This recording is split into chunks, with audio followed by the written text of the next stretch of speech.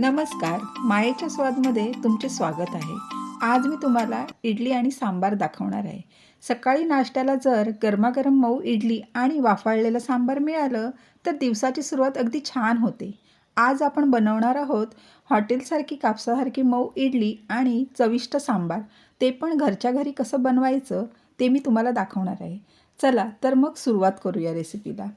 सर्वप्रथम मी एक मोठी वाटी उडीद डाळ घेतली आहे. ती सकाळी भिजत घातलेली आणि ती रात्री मिक्सरला लावत आहे. पाणी घालून त्याची चांगली बारीक पेस्ट करून घ्यायची, म्हणजे आपल्या इडल्या चांगल्या मऊ लुसलुशीत होतात. ही बघा, आपली अशी पेस्ट उडीद डाळची तयार झाली पाहिजे. आता ती मी इडली रवा घेतला आहे 2 वाट्या. इडली रवा हा दुकानात तयार मिळतो. तो चांगला मी धुतला आहे 2 वाट्या घेतल्यानंतर, आणि मी मोठ्या डब्यातच घातला, म्हणजे रात्रीचं आपल्याला झाकण बंद करून ठेवायला बरं पडतं भांडं. ह्या प्रकारे असा मी धुवून घेतली आता हे इडली रवा, आणि त्याच्यामध्ये मी आता कोमट करून पाणी ओतणार आहे. कोमट करून पाणी ओतलं की चांगला आपला इडली रवा फुलून येतो.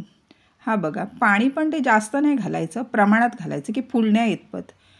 त्यानंतर ती मी उडीद डाळीची पेस्ट केलेली ती घालत आहे. ह्या मिश्रणामध्ये मी त्याला पुरेसं तेवढं पाणी लागेल तेवढंच घातलं आहे, कारण की इडली रवा आणि तो जास्त पातळ पण नाही करायचं आणि जास्त जाड पण नाही ठेवायचं. फुलण्या इतपत पीठ आपण करायचं ते बरोबर, आणि पाणी ते थोडं थोडं घालून ढवळून बघायचं. आणि आता हे माझं बरोबर झालं आहे पीठ, त्यामुळे हे फुलून येणार सकाळी.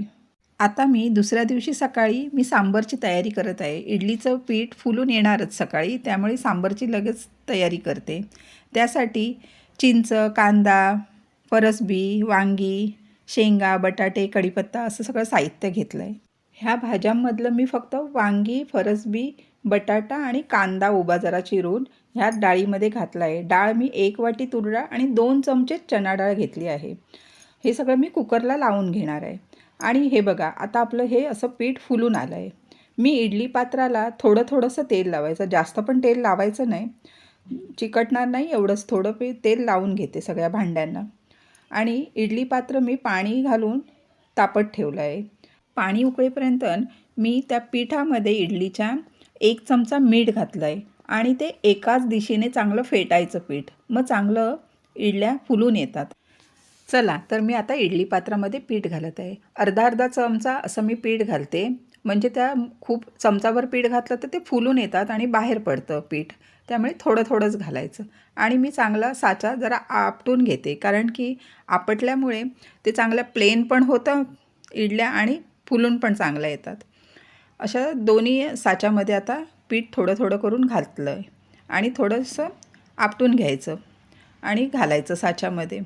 आणि पाणी पण आता चांगलंच उकळलं आहे. चला तर आता ह्या इडल्या मी वाफवत ठेवत आहे. चांगलं 10 मिनटं वाफवायचं चांगलं, ते मग चांगल्या शिजून येतात आतमधून. आपल्याला कच्चं पण, कारण तो इडली रवा आहे त्यामुळे कच्चा पण नाही ठेवायचा आहे. म्हणजे 10 मिनटं ठेवल्यानंतर बघा, आपल्या ह्या अशा इडल्या तयार होऊन आल्या आहेत. चला तर मी त्या काढून दाखवते तुम्हाला. ह्या बघा कशा चांगल्या व्यवस्थित येतात. चला, आपली तर इडली तयार झाली आहे. चला आता आपण पुढे सांबारची तयारी करूया. मी तेल तापत ठेवलं आहे, त्यामध्ये मोहरी मी अर्धा चमचा चांगला फोडणी द्यायची, चांगली चुरचुरीत फोडणी द्यायची, आणि 1 चमचा जिरं असं घातलं आहे. ते चांगलं जिरं फुलून आल्यानंतर आणि मोहरी तडतडल्यावर आपण त्यामध्ये हिंग थोडा घालायचा. हिंगही चांगला घातला की त्यात आपण कढीपत्ता, सुकी मिरची, लसूण असं फोडणीला सगळं घालायचं, आणि चांगली ती फोडणी परतून घ्यायची.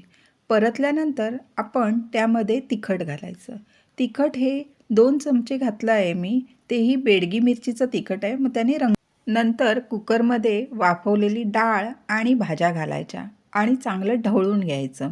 डाळ चांगली ढवळल्यानंतर त्यामध्ये मीठ हे मी अगोदरच घातलेलं होतं. 2 चमचे सांबार मसाला घालायचा. सांबार मसाला घातल्याने अधिक चविष्ट होते. त्यामध्ये चिंच घालायची आहे. चिंच पण मी अगोदर भिजत घातलेली. चिंच मऊ चांगली भिजत घातली की त्याचा चांगला कोळ तयार होतो, आणि ते कोळ पाणी तेच घालायचं आणि चिंच बाजूला ठेवायचं. कोळ घातल्यानंतर चिंचेचा त्यामध्ये थोडासा गुळाचा खडाही घालायचा, त्याने अधिक चव येते, आणि थोडी कोथिंबीर. असं करून सगळं उकळी चांगली द्यायची. अशा प्रकारे आपलं सांबार तयार झालं. खाण्यासाठी अगदी चविष्ट असं सांबार तयार झालं. तुम्ही पण ही रेसिपी करून पहा. नक्की तुम्हाला आवडेल. अशाच सुंदर सुंदर रेसिपीसाठी आणि घरगुती रेसिपीसाठी मायेचा स्वाद या चॅनलला सबस्क्राईब करा आणि कमेंट करायला विसरू नका. धन्यवाद.